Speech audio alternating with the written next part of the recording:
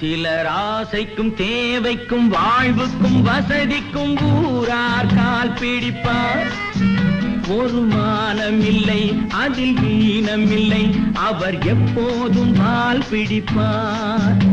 எதிர்காலம் வரும் என் கடமை வரும், இந்த கூட்டத்தின் ஆட்டத்தை ஒழிப்பேன்.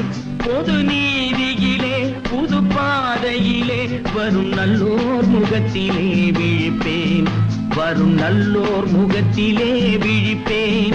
நான் ஆணையிட்டால் அது நடந்து விட்டால் இங்கு ஏழைகள் வேதனைப்பட மாட்டார்.